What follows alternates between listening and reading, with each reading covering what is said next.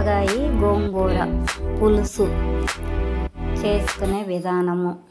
గోంగూర, ఆనపకాయ, ఉల్లిపాయ, పచ్చిమిరపకాయలు, చింతపండు గుజ్జు పొయ్యి అంటించుకొని ఒక గిన్నె పెట్టుకొని ఆ గిన్నెలో ఆనపకాయ ముక్కలు, పచ్చిమిరపకాయలు, ఉల్లిపాయలు,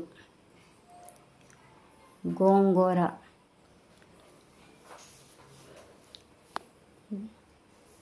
ఉప్పు, కారము, పసుపు, చింతపండు రసము,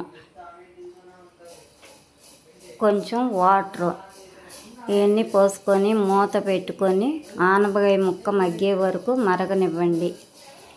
నేను గోంగూర పుల్లగా ఉంటుందని చిన్న నిమ్మకాయ సైజు అంతా చింతపండు వేసి రసం తీసుకున్నాను.